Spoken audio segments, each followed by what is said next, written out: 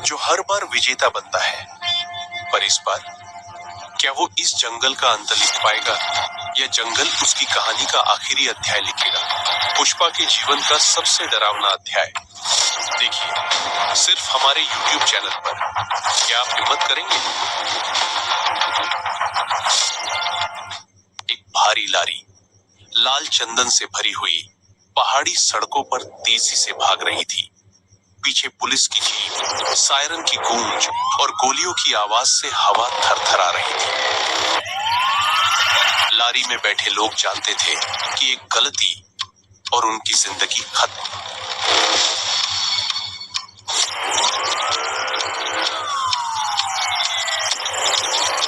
और तभी वो आया, पुष्पा। चेहरे पर सुकून, दिल में ताकत और हाथ में बंदूक। पुष्पा शांत लेकिन सख्त लहजे में ड्राइवर से, गाड़ी सीधी चलाओ, बाकियों को मैं देख लूंगा।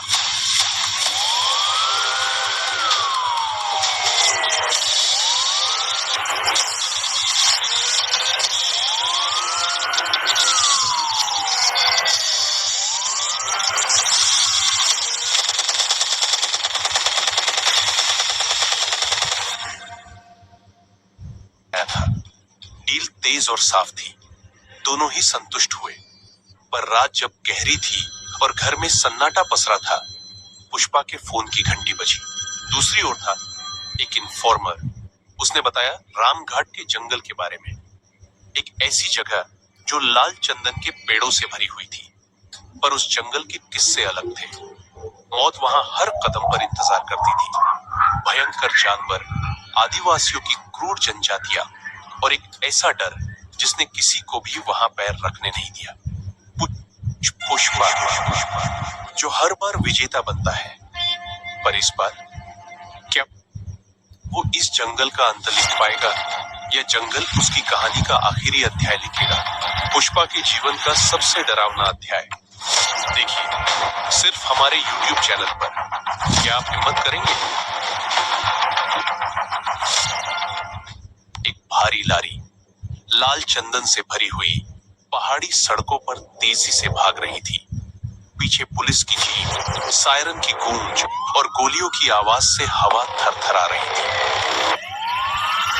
लारी में बैठे लोग जानते थे कि एक गलती और उनकी जिंदगी खत्म।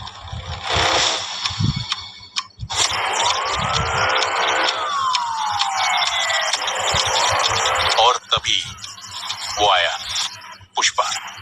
चेहरे पर सुकून, दिल में ताकत और हाथ में बंदूक। पुष्पा शांत लेकिन सख्त लहजे में ड्राइवर से, गाड़ी सीधी चलाओ, बाकियों को मैं देख लूंगा।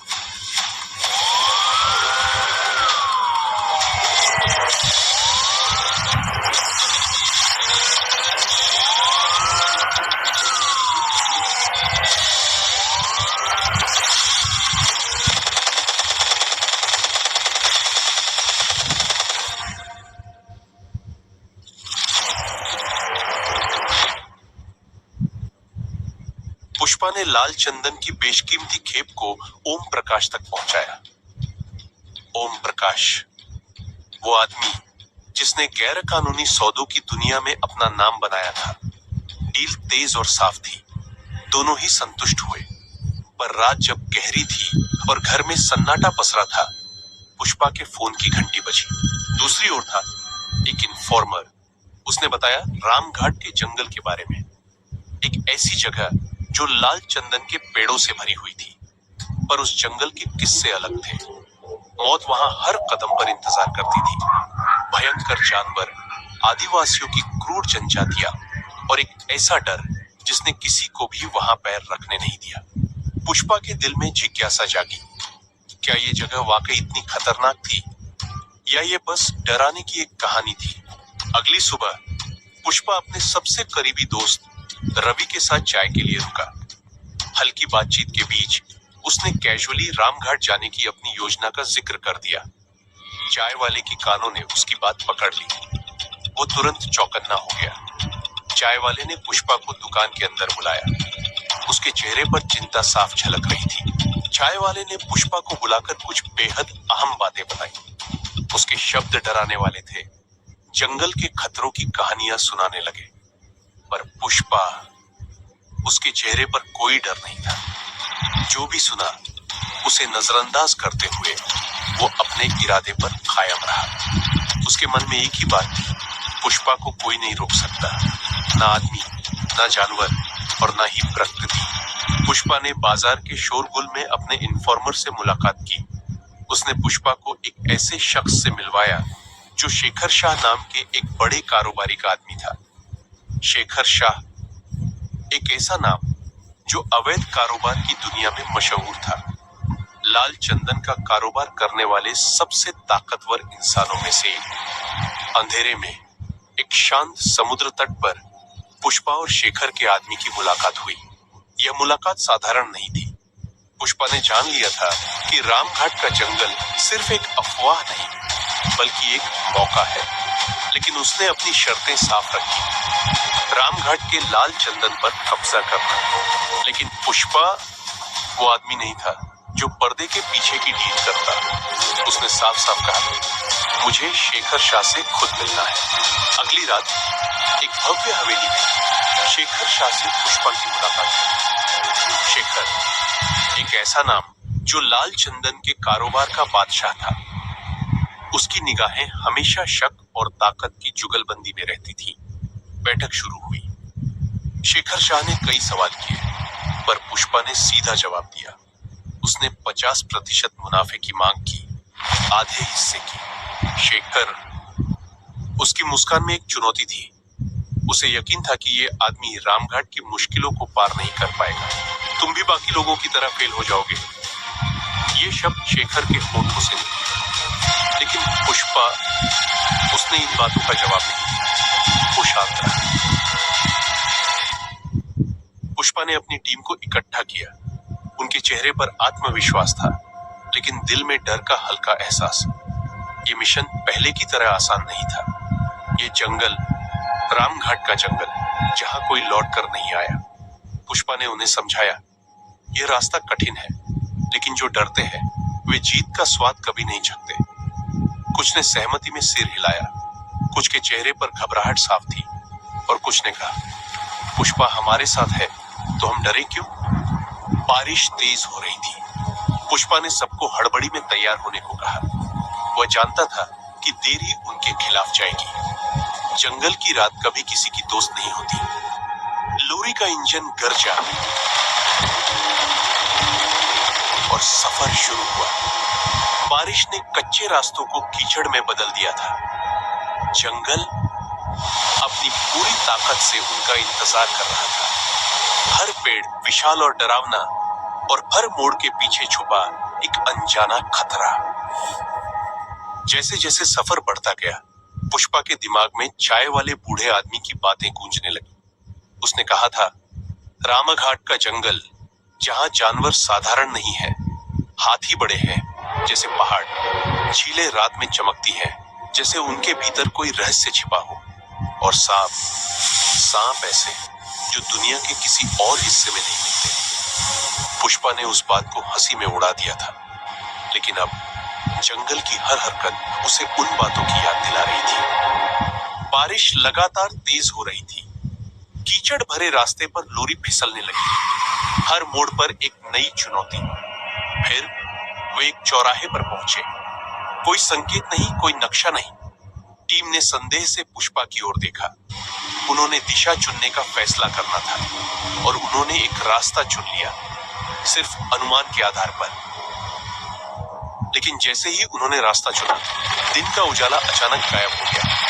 जंगल ने खुद को अंधेरे के भीतर छुपा लिया। हवा में एक अजीब सी गंध भर गई, जैसे कुछ सड़ा हुआ हो। और फिर उन्होंने आवाजें सुनी, दूर दूर तक दौड़ने की आवाजें।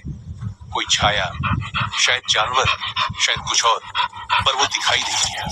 सिर्फ उनकी धड़कनों की गूंज और जंगल का डरावना सन्नाटा। पुष्पा ने लॉरी से उतरकर स्थिति को ध्यान से परखा। उसने टीम को इशारा किया और कहा, सभी अपना सामान उतारे, पर हथियारों को छोड़ दे। सिर्फ 1-2 हथियार ही साथ ले जाए, वो भी बस जानवरों को डराने के लिए। हमें बहुत लंबा पैदल चलना पड़ेगा। मुझे नहीं लगता कि जानवरों के अलावा यहाँ कोई और खतरा है। जंगल की हर आवाज एक चेतावनी थी। पर पुष्पा और उसकी टीम ने हिम्मत नहीं हारी। उन्होंने अपने कदम बढ़ाए।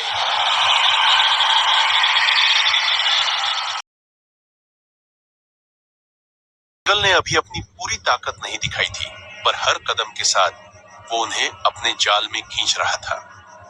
पुष्पा और उसकी टीम जंगलों का अनुभव रखते हुए भी इस जगह को किसी और ही दुनिया का हिस्सा महसूस कर रहे थे। फिर उन्होंने वो देखा, कुछ ऐसा जिसने उनके दिलों को और तेजी से धड़कने पर मजबूर कर दिया। जमीन पर बिखरे हुए खोपड़ियों के ढेर, हड्डियां तीरों से छिदी हुई। यहाँ कोई लड़ाई हुई थी, यहाँ मौत हुई थी। टीम के भीतर दहशत फैलने लगी। कुछ ने फुसफुसाना शुरू कर दिया, क्या हम वापस चले? उनकी आवाजों में डर साफ था। पुष्पा ने एक नजर खोपड़ियों पर डाली, पर डर को अपने भीतर दबा लिया। उसने टीम को इशारा किया, आगे बढ़ो, रुकने का समय नहीं। जंगल का रास्ता और रहस्यमय होता जा रहा था। हर कदम के साथ ऐसा लगता था कि जंगल उन्हें अपने जाल में खींच रहा है। और फिर पुष्पा रुका। उसके सामने एक चमकती हुई झील थी। ये वही झील थी जिसके बारे में चाय वाले ने बताया था। चमकती झीलें, जैसे किसी जादू का असर हो। पुष्पा का दिल एक पल के लिए कांप उठा। क्या यह सब सच हो सकता है? उसने उस बूढ़े की बातों को मजाक समझा था, लेकिन अब उसकी आंखों के सामने वो सच था। झील का पानी ठंडा था। उसकी चमक हर कदम के साथ बढ़ती थी। टीम ने एक एक करके झील को पार करना शुरू किया। हर बार जब उनका पैर पानी में डूबता, पानी जैसे चमक उठता। एक अजीब जादुई चमक जो उन्हें और डराती थी। पुष्पा जानता था कि ये सिर्फ शुरुआत थी। आगे का सफर और खतरनाक होने वाला था। जंगल ने अभी अपनी असली ताकत नहीं दिखाई थी।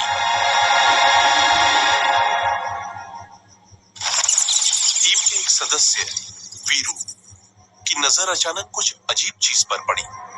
वो एक सफेद विशाल आकृति थी। उसकी पूंछ अंधेरे में चमक रही थी। वीरू को अपने आंखों पर यकीन नहीं हुआ। क्या वो सच में एक बाघ था, या ये जंगल का कोई माया जाल? वीरू ने डरते हुए पुष्पा को बताया, लेकिन उसकी बातों में इतनी बड़ा चढ़ा कहानी थी कि पुष्पा ने उसे गंभीरता से नहीं लिया। टीम ने अपनी यात्रा जारी रखी, पर जंगल अब और भी खतरनाक हो चुका था। और फिर एक गर्जना।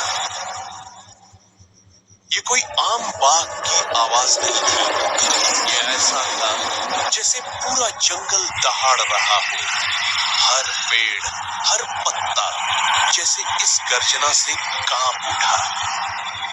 बाघ ने टीम को चारों तरफ से घेर लिया। उसकी हर हरकत एक खतरा थी। टीम के कुछ लोग जख्मी हो गए और बाकी पेड़ों पर चढ़ने लगे।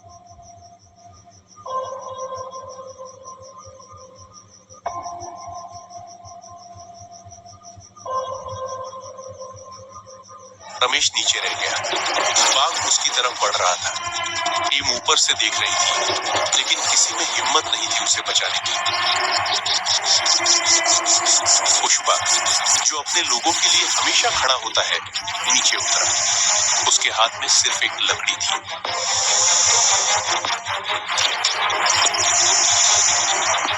पुष्पा ने जमीन पर कदम रखा और अपनी लकड़ी से जमीन पर जोर से वार किया। आवाज जंगल में गूंज उठी। बाघ ने अपनी नजर रमेश से हटा ली और सीधे पुष्पा की तरफ देखा।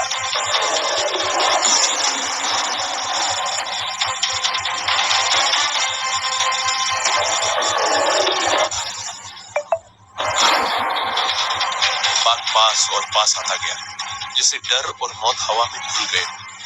पुष्पा खड़ा रहा, अडिग। बाघ के पंजे, उसकी जबड़े अब बेहद करीब था। और फिर अंधकार। वो बाघ जो रात भर मौत का साया बनकर सुबह के उजाले में गायब था। पुष्पा ने धीरे धीरे आंखें खोली। उसका शरीर थका हुआ और दिमाग सवालों से भरा हुआ। बाघ ने मुझे क्यों छोड़ा? ये सवाल बार बार उसके जेहन में गूंज रहा था। जैसे ही वो उठता है, उसकी टीम के बचे हुए लोग उसके पास आते हैं। उनके चेहरों पर डर और थकान साफ झलक रही थी। लेकिन पुष्पा के दिमाग में एक वादा गूंज रहा था। अब जब इतनी जिंदगी जा चुकी थी, पुष्पा के पास सिर्फ एक ही रास्ता था, आगे बढ़ना, उन परिवारों के लिए पैसा लाना जिनके लिए वो इस मिशन पर निकला था। गुस्से और पछतावे के बीच पुष्पा ने खुद को संभाला। वो जानता था अब पीछे हटने का कोई मतलब नहीं था, लेकिन उसके साथियों के चेहरों पर डर साफ था और वो भी बिना हथियार और थकी हुई टीम के साथ दबाव महसूस कर रहा था। थकान के मारे टीम को रुकना पड़ा। वो पेड़ों के नीचे बैठकर सांसें लेने लगे, पर जंगल ने एक बार फिर अपनी ताकत दिखाई। एक तीर हवा को चीरता हुआ आया और सीधे एक आदमी के सीने में जा धंसा। वो वहीं गिर पड़ा। कहीं से तीर आ रहे थे और किसी को समझ नहीं आ रहा था कि छुपे कहां। जंगल अब एक युद्ध का मैदान बन चुका था। फिर वो आए।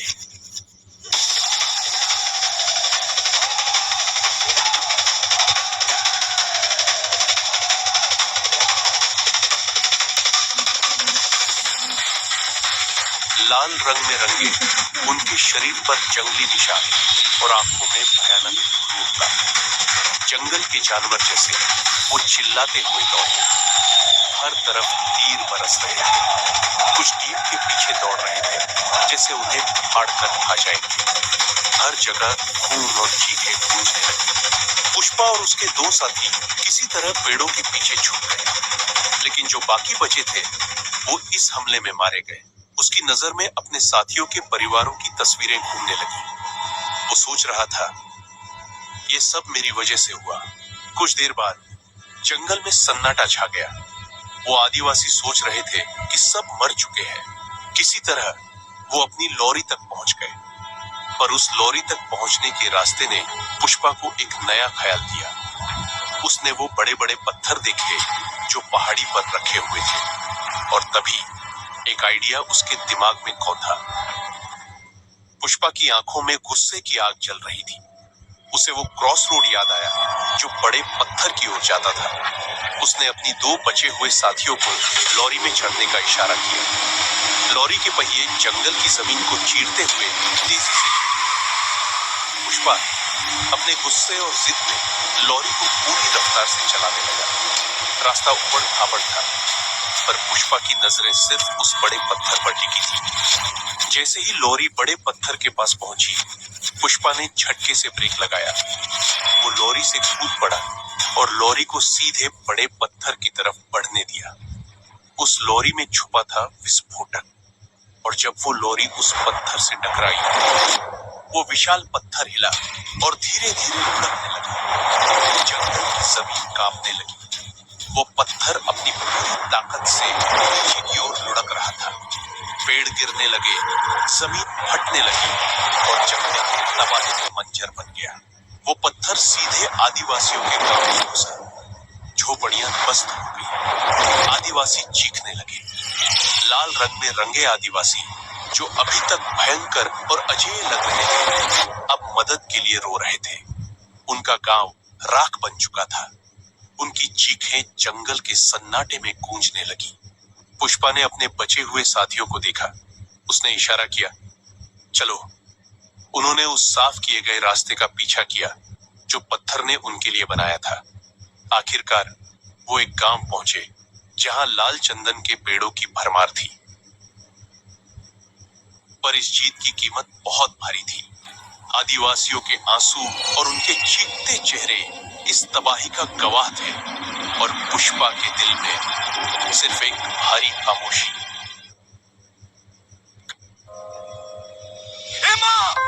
कॉकरोच! गांव में तबाही के बाद भी लाल आदिवासियों के दिलों में आक्रोश चल रहा था। उन्होंने गुस्से में अपनी कुल्हाड़ियों और भालों के साथ पुष्पा और उसकी टीम की ओर दौड़ लगाई। तभी पुष्पा के एक साथी ने घबराहट में अपनी मशीन गन निकाली और फायरिंग शुरू कर दी। गोलियों की आवाज और गिरते हुए आदिवासियों ने पूरे गांव को झकझोर दिया। पुष्पा चीखा, रुको! पर तब तक बहुत देर हो चुकी थी। आदिवासी जो पहले ही भारी नुकसान सह चुके थे, अब और नहीं लड़ सके। उनकी आंखों में डर और दर्द था। वो धीरे धीरे पीछे हटने लगे। पुष्पा ने पेड़ों को काटने की योजना बनाई, लेकिन जंगल ने एक और चुनौती दी। जैसे ही उन्होंने पेड़ों के पास कदम रखा, अचानक आकाश काले बादलों से भर गया और फिर विशाल मधुमक्खियों का झुंड दिखाई दिया। ये मधुमक्खियां, जो आदिवासियों के लिए सामान्य थी, पुष्पा और उसके साथियों पर हमला करने लगी। डंक इतने तेज और दर्दनाक थे कि उन्हें भागने पर मजबूर कर दिया। उनके शरीर जलन और दर्द से कांप रहे थे। भागते भागते पुष्पा की नजर एक विशाल मटके पर पड़ी। मटके के अंदर गाढ़ा लाल रंग का तरल भरा था। तभी उसे आदिवासियों के शरीर पर उस लाल रंग का राज समझ में आया। ये तरल मधुमक्खियों को दूर रखने का साधन था। पुष्पा ने बिना समय गंवाए उस रंग को अपने ऊपर लगाया, लेकिन सिर्फ एक मटका 3 लोगों के लिए काफी नहीं था। इसलिए उन्होंने पूरे गांव में और मटके ढूंढे। एक एक कर उन्होंने अपने शरीर को पूरी तरह से लाल रंग से ढक लिया। अब पूरी तरह से लाल रंग में रंगे पुष्पा और उसकी टीम आदिवासियों के गांव से गुजरते हुए लाल चंदन के पेड़ों के पास पहुंचे। अब जंगल का हर कोना उनका रास्ता था। उन्होंने बड़ी सफाई से लाल चंदन के पेड़ों को काटा, लकड़ियों को करीने से लगाया और पुष्पा ने फोन पर शेखर शाह को खबर दी। शेखर उसकी सफलता से चकित रह गया। लाल चंदन की ये बड़ी खेप पुष्पा को एक अमीर आदमी बनाने वाली थी और उसे शेखर शाह का सबसे भरोसेमंद साझेदार। पर ये जीत कई कीमतों पर आई। आदिवासी अपनी जमीन और स्वतंत्रता से वंचित हो गए और जंगल, जो कभी शांत और रहस्यमय था, अब विनाश और दास्ता का शिकार हो गया। जंगल की गहराइयों में पुष्पा अपने कैंप में सोया हुआ था, पर वो नींद एक शांत रात का वादा नहीं थी। वो एक चेतावनी लेकर आई। उसके सपने में जंगल का रक्षक प्रकट हुआ, कांतारा, एक देवता जो जंगल का पहरेदार था।